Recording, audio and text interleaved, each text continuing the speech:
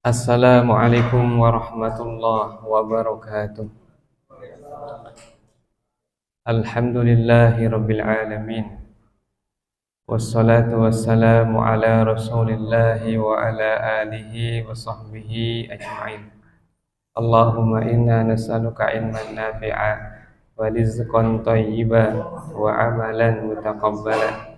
Rabbi shrah li sadri wa yassir li amri wahlul 'uqdatam min lisani yafqahu qawli. Amma ba'd. Hadirin hadirat rahimakumullah. Kita melanjutkan materi kajian kitab Manhajus Salikin, kitab fikih dasar karya Syekh Abdurrahman bin Nasir As-Sa'di atau As-Sa'di rahimahullah, yang beliau termasuk ulama besar Arab Saudi dan guru utama dari Syekh Muhammad bin Salih Al-Utsaimin rahimahullah. Dan sekarang kita sampai pada babul aniyah, bab wadah, yakni kita masih pada kitab Thaharah, kitab bersuci. Dan kemarin sudah mendengarkan tentang jenis-jenis air yang layak untuk digunakan bersuci. Maka berikutnya penulis membawakan media menampung air untuk bersuci, mandi maupun wudu, yaitu al-aniyah, wadah-wadah.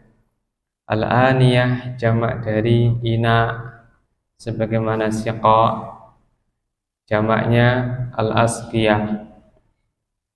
Berkata penulis rahimahullah, wa jami'ul awani mubahatun, semua wadah adalah mubah, yakni wadah yang menampung air untuk bersuci adalah mubah, yakni boleh digunakan. Illa aniyataz zahabi wal fiddah, kecuali wadah dari emas dan perak, yakni terbuat dari emas dan perak.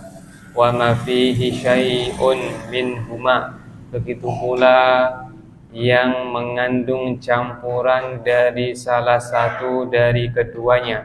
Illal yasira minal fiddati lil hajah, kecuali sedikit campuran dari perak jika dibutuhkan. Biqaulihi sallallahu alaihi wasallam, berdasarkan sabda Nabi sallallahu alaihi wasallam, la tashrabu fi aniyatiz zahabi wal fiddah, kalian jangan minum dari wadah emas dan perak. Wala ta'kulu fi sihafihima, dan janganlah makan dari piring yang terbuat dari salah satu dari keduanya. Fa innaha lahum fid dunya wa lakum fil akhirah, karena ia untuk mereka, yakni orang-orang kafir, di dunia, sementara untuk kalian di akhirat. Muttafaqun alaih, disepakati. Yakni hadis ini disepakati oleh Bukhari dan Muslim. Baik, sekarang kita perinci ucapan beliau. Berkata As-Sa'di rahimahullah, wa jami'ul awani mubahatun, semua wadah adalah mubah, yakni wadah yang terbuat dari apapun boleh digunakan dan dimanfaatkan, baik terbuat dari besi, tembaga, kayu, plastik, kulit, dan lain-lain. Wadah ini semuanya boleh digunakan. Digunakan dalam artian dijual beli, dihibahkan, disedekahkan, dibuat hiasan boleh, maupun dimanfaatkan seperti untuk makan, untuk minum, untuk bersuci, baik wudu atau mandi, semuanya boleh. Asal dari kebolehan ini adalah hadis yang umum, dalil yang umum, yaitu firman Allah Subhanahu wa ta'ala, huwallazi khalaqalakum ma fil ardi jami'a. Dialah Allah yang telah menciptakan segala sesuatu di bumi untuk kalian. Nah, ungkapan untuk kalian menunjukkan bahwa asal dari segala sesuatu itu suci dan boleh. Suci zatnya dan boleh dimanfaatkan dan digunakan. Juga sabda Nabi Muhammad sallallahu alaihi wasallam yang dikeluarkan oleh Imam Al-Hakim dan dinyatakan sahih oleh Al-Albani, ma ahallallahu fi kitabihi fahuwa halal. Apa yang Allah halalkan dalam kitabnya maka ia halal. Wa ma harramahu fi kitabihi fahuwa haram. Dan apa yang ia haramkan di kitabnya maka ia juga haram. Wa ma sakata anhu fahuwa afuwun. Sementara yang Allah diamkan maka dimaafkan. Artinya boleh digunakan, boleh dimanfaatkan. Dalam riwayat yang lainnya, wasakata anil asya'a rahmatan lakum fala tabhasu an. Allah mendiamkan banyak hal, maka jangan dibahas sebagai rahmat untuk kalian. Allah Subhanahu wa ta'ala tidak membahasnya bukan karena lupa, tapi sebagai rahmat kepada umatnya. Allah berfirman, wa ma kana rabbuka nasiya. Rabbmu tidaklah lupa. Maka dari dua dalil ini serta yang lainnya diambillah sebuah kaidah fikih yang besar yang disebutkan oleh penulis pada halaman sebelumnya, al-aslu fil asya at-taharatu wal ibahah. Asal dari segala sesuatu adalah suci dan boleh. Suci zatnya boleh dimakan dan juga al-ibahah boleh untuk dimanfaatkan dan digunakan. Ini yang pertama. Wa jami'ul awani mubahatun. Segala jenis wadah adalah mubah, boleh digunakan, boleh dimanfaatkan. Illa, dikecualikan, aniyataz zahabi wal fiddah wa ma fihi syai'un minhuma, kecuali wadah emas dan perak serta wadah yang bercampur dengan salah satu dari keduanya. Ini yang diharamkan. Dalilnya dalil khusus dari Hudzaifah bin Yaman radhiyallahu anhuma. Hudzaifah sahabat Nabi, sementara bapaknya juga sahabat Nabi, yaitu Yaman, yang terbunuh di medan perang oleh muslimin sendiri karena salah bunuh radhiyallahu anhuma. Berkata Hudzaifah radhiyallahu anhuma, aku mendengar Nabi sallallahu alaihi wasallam bersabda, la tashrabu fi aniyatiz zahabi wal fiddah wa la ta'kulu fi sihafihima. Kalian jangan makan, jangan minum dari wadah yang terbuat dari emas dan perak, dan jangan pula makan dari piring yang terbuat dari keduanya. Dalam hadis ini, Nabi SAW melarang untuk makan dan minum dari wadah yang terbuat dari emas dan perak. Larangan Nabi itu kemungkinannya dua, satu haram, dua makruh. Haram artinya jika dikerjakan mendapatkan dosa, dan makruh artinya jika dikerjakan dia tidak berdosa. Yang mana ini?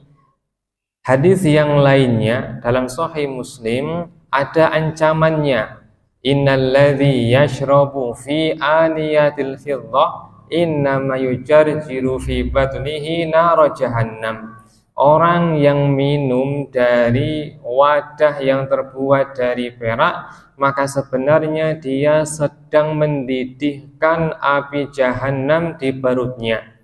Maka ancaman ini menjadikan larangan tadi adalah haram, bukan makruh. Bahkan berkata ahli ilmu, wahiyya kabiratun minal kabair, bahkan masuk salah satu dari dosa-dosa besar. Kemudian apa ilahnya, apa sebab dari larangan ini? Maka ahli ilmu berbeda pendapat. Ada yang mengatakan sebabnya karena makan minum dari wadah emas perak itu menunjukkan al-khuyala, kesombongan, wat-tabdzir wal israf, dan pemborosan.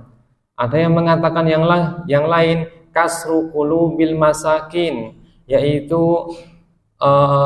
membikin sakit hati orang-orang miskin. Ada pula yang berpandangan tasyabbuh bil kufar, menyerupai orang-orang kafir, dengan alasan berikutnya fa innaha lahum fid dunya wa lakum fil akhirah, karena ia untuk mereka orang-orang kafir di dunia dan untuk kalian di surga. Maka di surga ya wadah untuk makan minum berasal dari emas dan perak berdasarkan hadis ini. Juga sabda Nabi sallallahu alaihi wasallam, laisa fil jannati syajaratun illa wasaquha minal fiddah minaz zahab, tidak ada pohon apapun di surga kecuali batangnya dari emas, maka surga bangunannya dan sebagian apa yang di dalamnya bahannya adalah emas atau perak, termasuk gelas-gelasnya dan piring-piringnya untuk orang-orang beriman yang mereka di dunia dilarang untuk menggunakannya. Kemudian hadis ini hanya berbicara wadah untuk makan dan minum. Terus bagaimana jika untuk wudu, untuk mandi, yakni bersuci? Kita katakan tidak ada hadisnya. Yang ada adalah hadis ini. Makanya ulama berselisih pendapat bagaimana hukum status wadah yang terbuat emas dan perak untuk berwudu, untuk mandi, yakni bersuci. Dua pandangan. Pandangan yang pertama ini pendapat dari ittifaq al-a'immah al-arba'ah, pendapat dari 4 imam mazhab. Jika dikatakan bahwa 4 imam mazhab bersepakat, bukan artinya semua ulama fikih sepakat, karena sebelum mereka masih ada ulama-ulama ahli fikih. Contoh para tabi'in, ada Asy-Sya'bi, ada Hasan Basri, ada Muhammad bin Sirin, ada Atha bin Abi Rabah, ada Sa'id bin Musayyib, dan lain-lain yang mereka hidupnya lebih awal daripada Abu Hanifah yang wafatnya 150 Hijriah. Maka dikatakan jumhur ulama mengatakan ya dilarang, disusulkan, dianalogikan kepada larangan untuk makan dan minum. Kemudian emas dan perak untuk digunakan selain keduanya, bukan makan minum, bukan pula bersuci. Contoh apa? Menaruh tinta. Contoh apa? Untuk hiasan. Maka jumhur ulama mengatakan juga tidak boleh. Maka kita katakan wadah yang terbuat dari emas dan perak ada 3 keadaan, sebagaimana yang disampaikan oleh penulis ya Munyatus Sajid, Syarah Bidayatul Abid wa Kifayatuz Zahid lil Ba'li. Kondisi yang pertama untuk makan minum, maka ijma' ulama tidak boleh. Yang kedua, untuk bersuci, wudu dan mandi, maka 4 imam mazhab sepakat tidak boleh, yaitu Abu Hanifah, Malik, Syafi'i, Ahmad. Pendapat yang ketiga digunakan untuk selain keduanya, bukan makan minum, bukan pula untuk bersuci. Ini jumhur ulama mengatakan juga tidak boleh. Kata jumhur ulama artinya ada yang membolehkannya, dan jumhur mayoritas dikatakan mayoritas jika 50%-nya menganggap tidak boleh. Umpamanya dalam masalah al-mazahib al-arba'ah, jika dikatakan jumhur maka 3 berbeda dengan yang 1, maka 3 namanya jumhur, sementara yang 1 ini adalah minoritas. Nah, di antara yang minoritas ini adalah Asy-Syaukani, As-Sun'ani, dan juga Ibnu Utsaimin yang mengatakan boleh digunakan wadah emas dan perak untuk selain makan dan minum. Kenapa? Tidak adanya dalil khusus. Allahu ta'ala a'lam. Sementara penulis buku ini condong kemana? Condongnya wadah emas perak tetap tidak boleh digunakan untuk wadah bersuci. Apa alasannya? Apa isyaratnya? Karena beliau memasukkan bab ini pada bab toharoh. Artinya beliau berpandangan tetap tidak boleh emas dan perak sebagai wadah untuk bersuci. Nah, kemudian berkata penulis, semua wadah boleh kecuali wadah emas dan perak atau wadah yang ada campuran dari salah satu atau keduanya, kecuali jika campurannya sedikit dari perak karena kebutuhan, pengecualian. Kenapa dikecualikan? Karena adanya hadis yang mengkhususkannya. Hadis Bukhari dari Anas bin Malik radhiyallahu anhu, dia berkata, Inna qadra Rasulillah sallallahu alaihi wasallam inkasar fattakhadha makana syai'in silatan minal fiddah. Wadah milik Nabi sallallahu alaihi wasallam pecah. Lalu Nabi sallallahu alaihi wasallam merapatkan bagian pecah itu dengan silsilah, dengan ayatan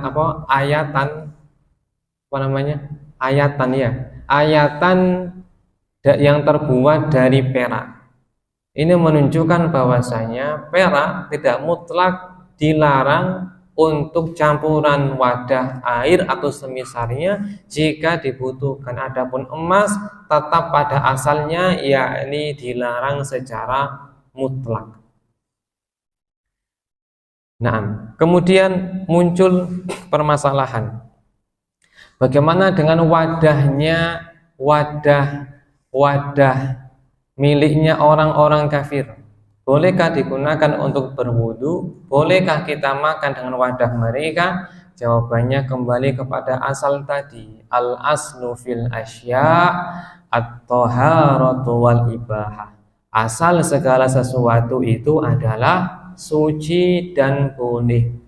Maka wadah mereka juga suci dan boleh digunakan untuk berwudu, bersuci, makan, dan semisalnya. Apalagi ada dasar yang lebih spesifik, yaitu Nabi Shallallahu Alaihi Wasallam beserta para sahabatnya dalam sebuah safar pernah melihat seorang wanita musyrikah yang membawa wadah dari air dan Nabi berwudu darinya.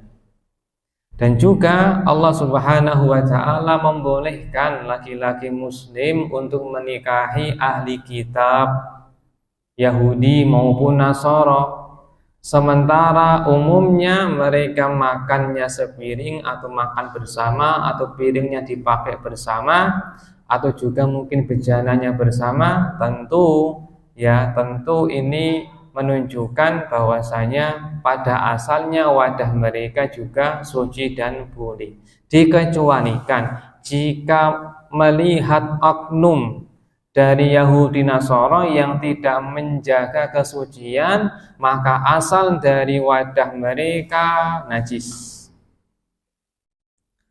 Berdasarkan hadis dari sahabat Nabi radhiyallahu anhu, Abu Tha'labah al-Khushani radhiyallahu anhu, yang berkata, ya Rasulullah, inna bi ardi qaumi ahli kitab afana tawadda'u fi aniyatihim. Ya Rasulullah, kami berada di negeri ahli kitab. Bolehkah kami berwudu? Bolehkah kami berwudu? Bolehkah kami makan dari wadah-wadah mereka? Maka Nabi Shallallahu Alaihi Wasallam mengatakan, la, jangan. La ta'kulu fiha, kalian jangan makan menggunakan wadah mereka, illa alla tajidu ghairaha, kecuali jika kalian tidak mendapati selainnya. Maka faghsiluha, maka cucilah ia wa kulu fiha, dan silahkan makan menggunakannya. Ini difahami pada kasus ketika mereka diyakini atau diduga kuat tidak menjaga kesuciannya, seperti digunakan untuk masak daging babi, untuk wadah minum anjing mereka. Tentulah jika telah jelas maka dihukumi asalnya wadah mereka itu najis, maka tidak menggunakannya. Permasalahan berikutnya, bagaimana jika wadah itu terbuat dari kulit bangkai, sementara kita tahu bahwa bangkai itu asalnya adalah haram untuk dimakan dan najis untuk digunakan. Dalilnya banyak, diantaranya firman Allah Subhanahu wa ta'ala, hurrimat alaikumul maitatu waddam, diharamkan atas kalian bangkai dan darah. Bangkai itu apa? Dua. Satu, binatang yang mati sendiri, itu bangkai. Dua, binatang yang disembelih bukan dengan nama Allah, maka bangkai. Dengan nama Lata, Hubal, Manat, dengan nama Yesus, dengan nama Siddhartha Gautama, dengan nama Nyi Roro Kidul dan seterusnya, maka ini menjadi bangkai. Maka dua jenis bangkai, satu yang mati sendiri, dua disembelih tapi atas nama selain Allah. Pertanyaan sekarang berikutnya, bagaimana jika disembelih oleh muslim tapi lupa menyebut nama Allah, bismillah, apakah dia bangkai? Kita katakan Allah berfirman, wala ta'kulu mimma lam yuzkarismullahi alaihi, kalian jangan makan apa yang tidak disebut nama Allah padanya. Dalam memahami ayat ini ulama berselisih pendapat. Maka muncullah pendapat jumhur. Jumhur itu kebanyakan ulama yang mengatakan membaca bismillah ketika menyembelih itu tidak wajib, tapi hukumnya sunnah. Ini pendapatnya Hanafiyah, Malikiyah, Syafi'iyah, 3.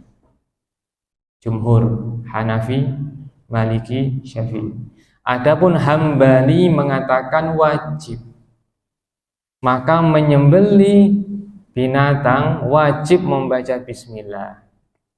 Jika sengaja ditinggalkan maka menjadi bangkai. Tapi mereka mengatakan jika lupa maka dimaafkan dan boleh dimakan. Ini bedanya.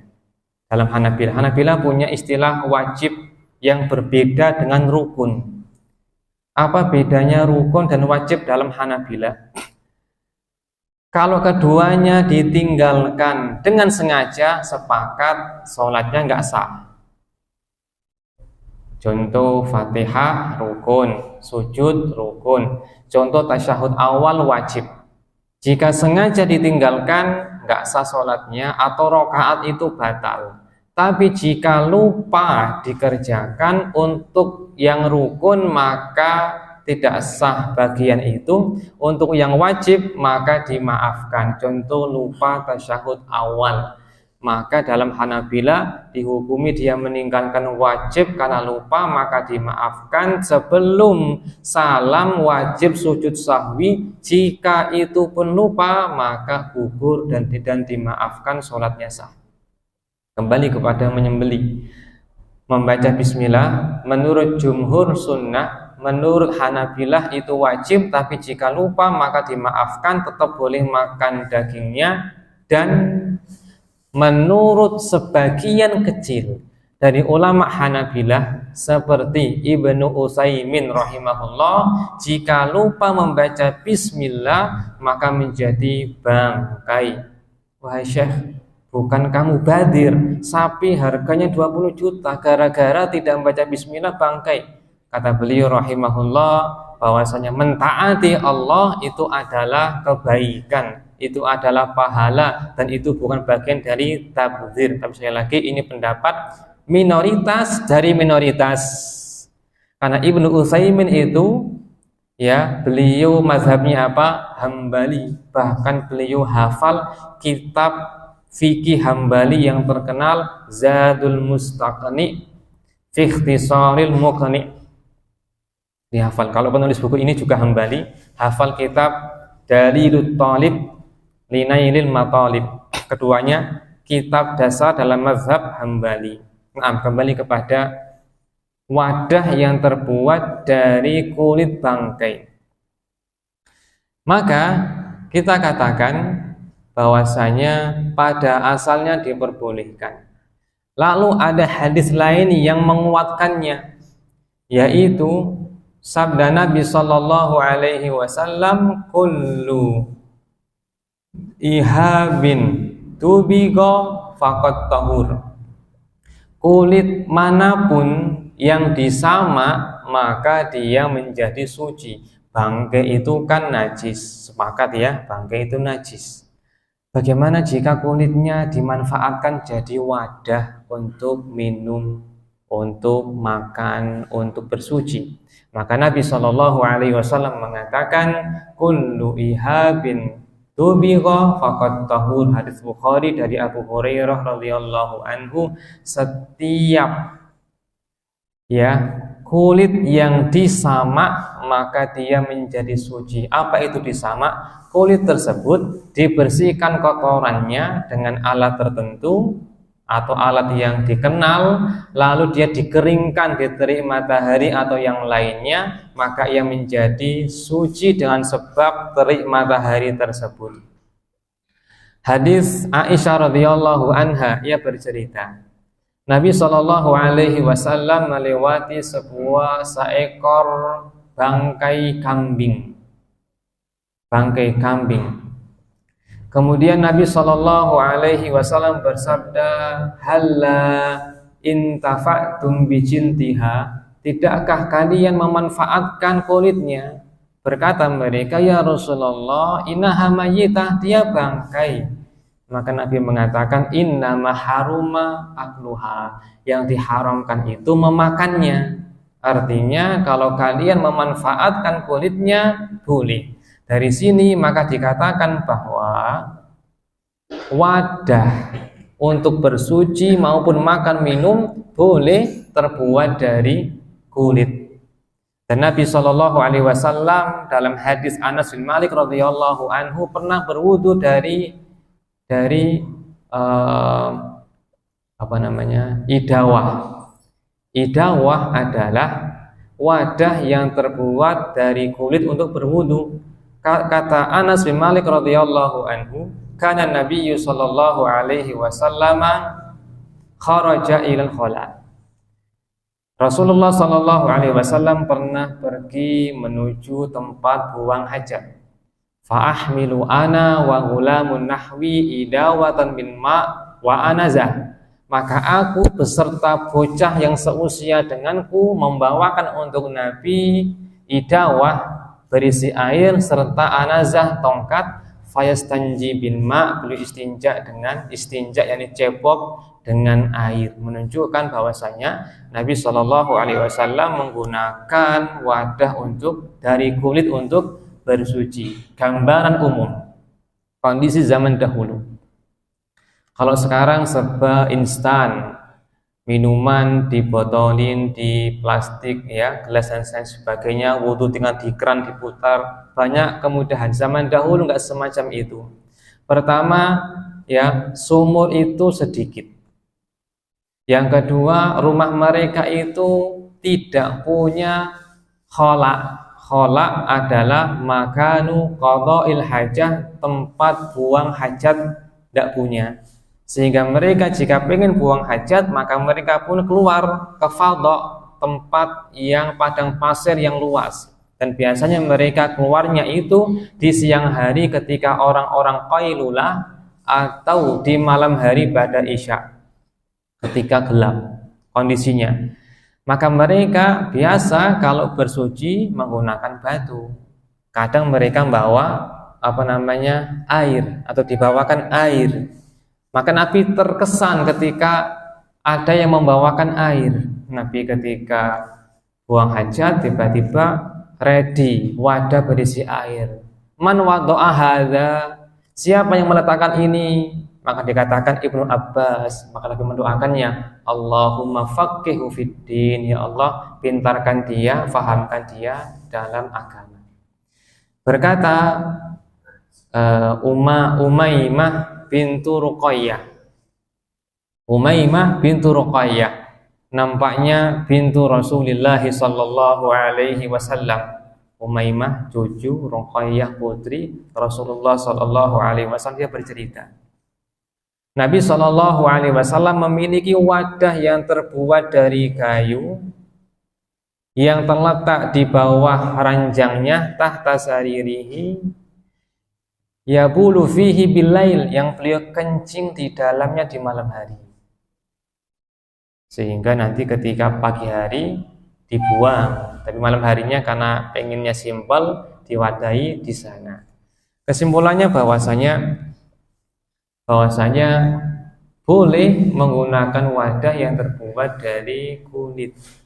Kemudian disyaratkan kulit ini adalah kulit dari binatang yang boleh dimakan. Min ma'kulatil hayawanat, dari kulit binatang yang boleh dimakan, boleh disembelih seperti kambing, sapi, unta, kuda. Adapun kulit dari harimau, singa, maka tidak boleh. Maka dikiaskan pula tas yang terbuat dari kulit ya harimau tidak boleh, termasuk pula sabuk, jaket tidak diperbolehkan. Allahu ta'ala a'lam. Bismillah, wassalatu wassalamu ala rasulillahi amma ba'd.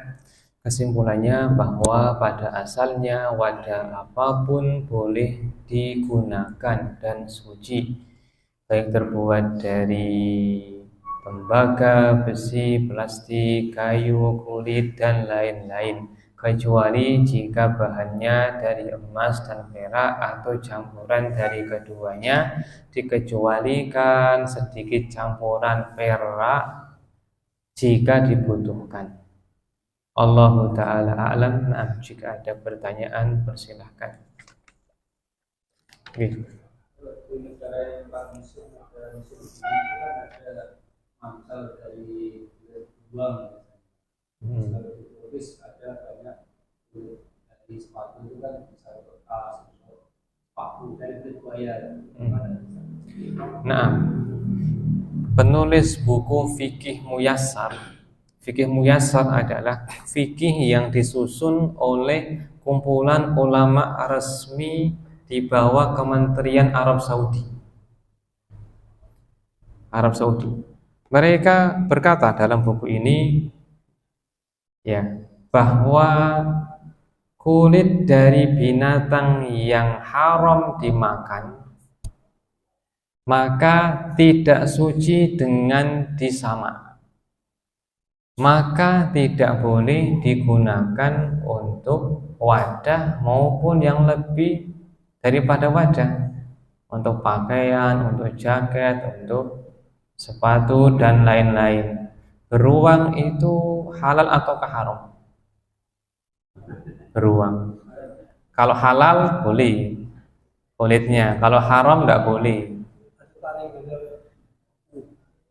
Nahan Nabi sallallahu alaihi wasallam kulladzi inabin, atau kama qala sallallahu alaihi wasallam, Nabi melarang setiap binatang yang bertaring dan berkuku, artinya untuk memangsa.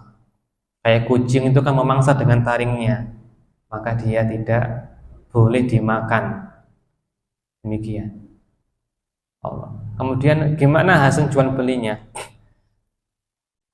Jika Allah Subhanahu wa ta'ala mengharamkan sesuatu, maka mengharamkan pula diperjualbelikan. Allahu a'lam. Nah,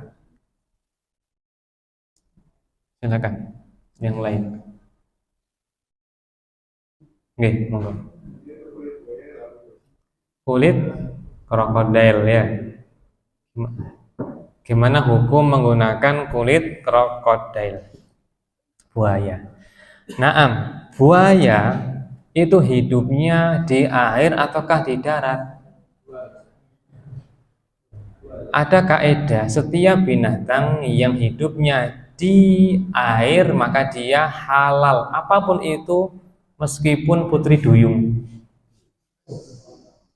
Nabi Shallallahu Alaihi Wasallam ditanya tentang berwudu menggunakan air laut. Huwa tahur ma'uhu al-hillu maitatu. Suci airnya dan halal bangkainya. Bangkainya saja halal, nggak disembelih. Ikan nggak perlu disembelih, mati sendiri dimakan itu halal. Nah, sekarang buaya, bagi yang berpandangan buaya itu binatang air maka halal. Ada ustadznya, ada di YouTube. Yang berpandangan dia binatang darat karena dia predator, makan dengan taringnya, maka menjadi haram. Bagaimana sikap kita? Sikap kita, satu, tidak mengingkari yang makan buaya, yang menggunakan jaket buaya. Bagi pribadi menjauhi. Nabi Shallallahu Alaihi Wasallam bersabda, Innal halala bayyin wa innal harama bayyin wa bainahuma umurun mushtabihat. Yang halal jelas, yang haram jelas. Di antara keduanya ada yang samar-samar, yang banyak orang tidak tahu. Siapa yang menjaga diri pada perkara yang samar-samar itu, faqad istabara'a li dinihi wa irdi, maka ia telah menyelamatkan agamanya dan kehormatannya. Yakni hubungannya kepada Allah lebih baik, hubungannya kepada manusia juga lebih baik. Itu ya. Allahu a'lam. Nah, silakan jika ada lagi.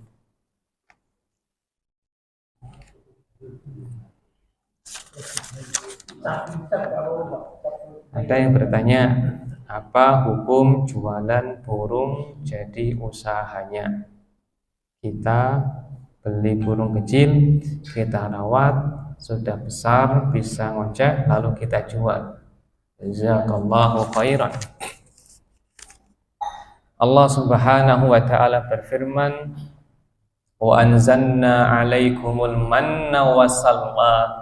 Kami turunkan kepada kalian wahai Bani Israel al-man dan salwa. Man adalah burung, as-salwa adalah sesuatu yang manis seperti madu atau sejenisnya. yakni burung termasuk binatang yang halal untuk dimakan,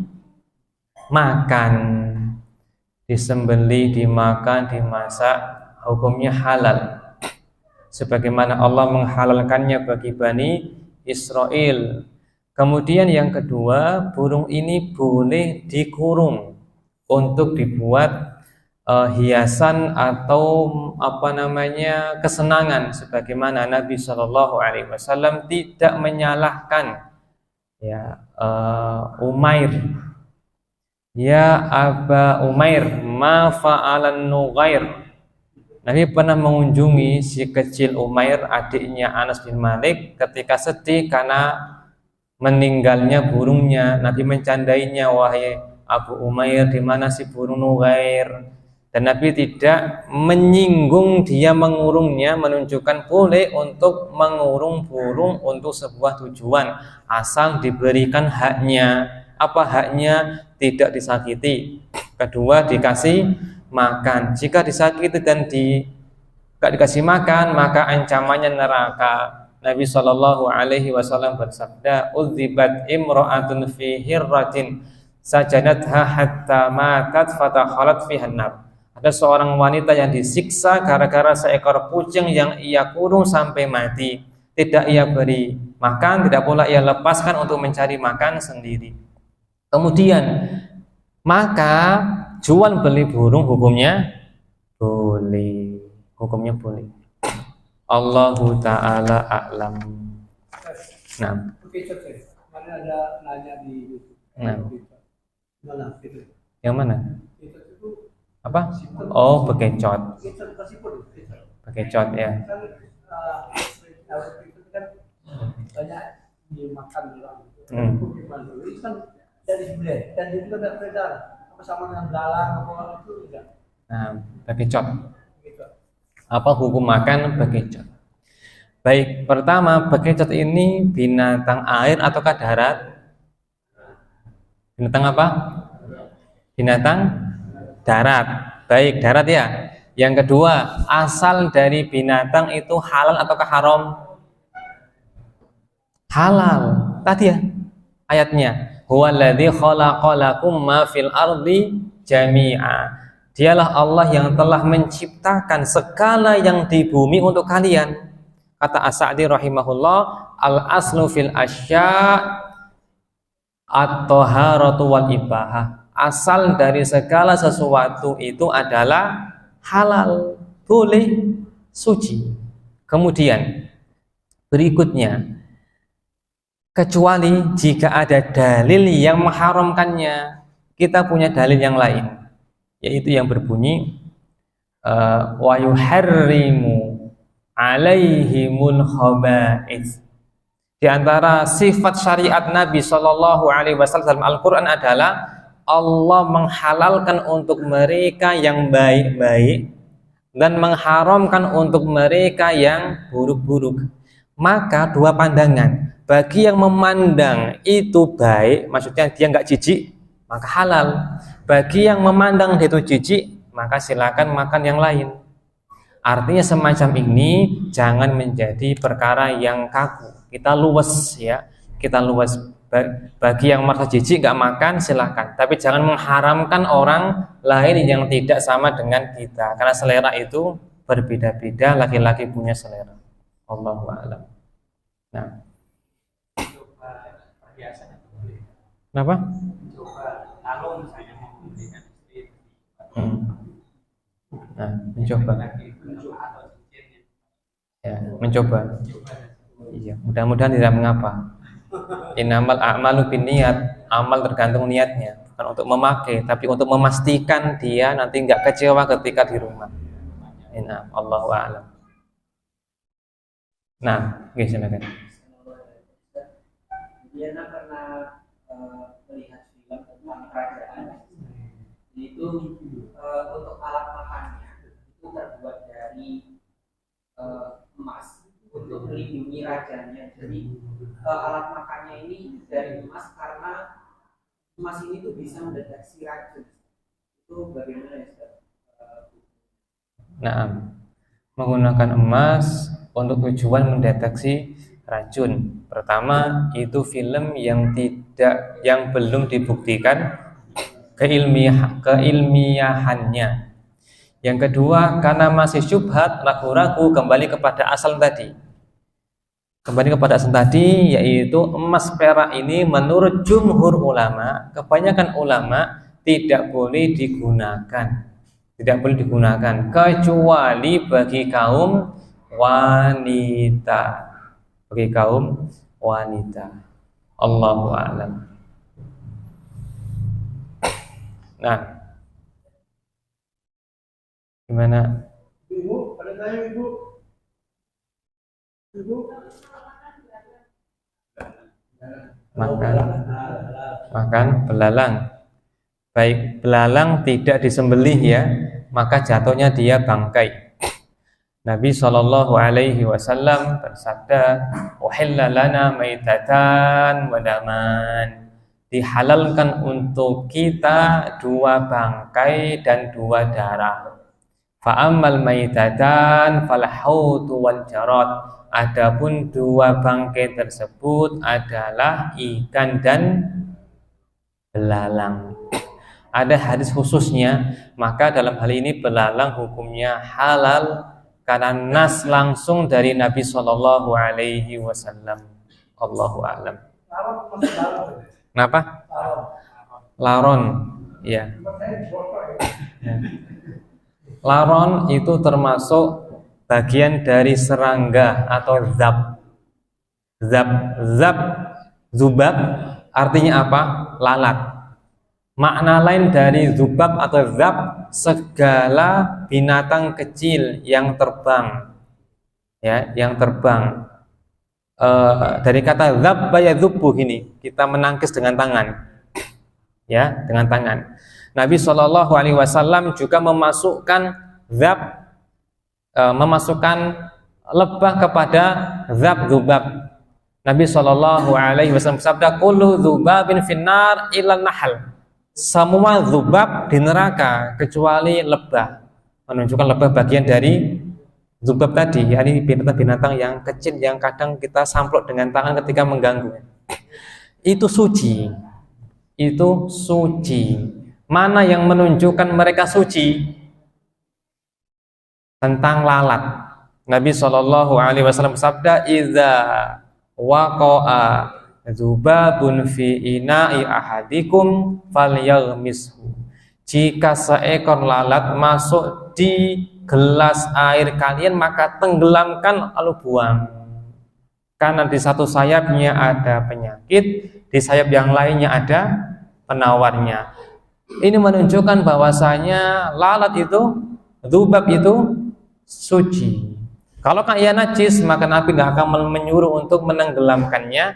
Maka ketika ditambah dengan asal tadi, segala sesuatu pada asalnya itu adalah mubah dan halal, kecuali jika ada dalil yang mengharamkannya, maka silakan makan jika tidak jijik.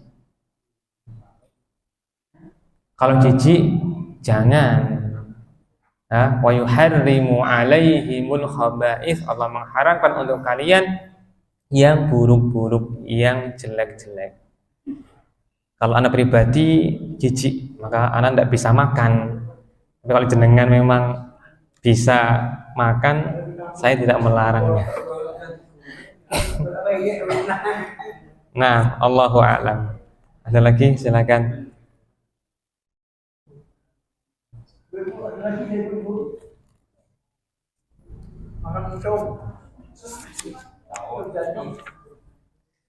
Baik, cukup Pak Yai.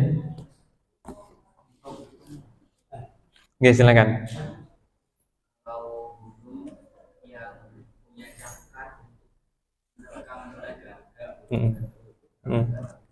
Baik, kembali kepada kaidah tadi. Al-aslu fil asya at-taharatu wal ibahah hatta yadullad dalilu ala tahrimihi. Asal segala sesuatu adalah mubah dan suci, kecuali ada dalil yang mengharamkannya. Burung asalnya apa?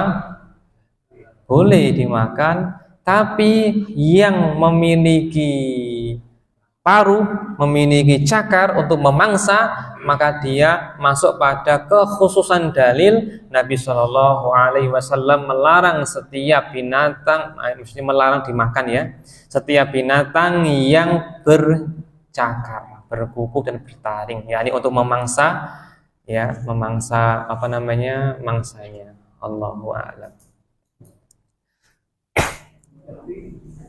Nah, cukup ya. Sampai di sini, semoga bermanfaat. Pertemuan berikutnya kita membahas tentang najis dan benda-benda najis. Allahu ta'ala a'lam. Sallallahu ala nabiyyina Muhammadin wa ala alihi wa sahbihi ajma'in. Subhanakallahumma wa bihamdika asyhadu an la ilaha illa anta astaghfiruka wa atubu ilaik. Wassalamualaikum warahmatullahi wabarakatuh.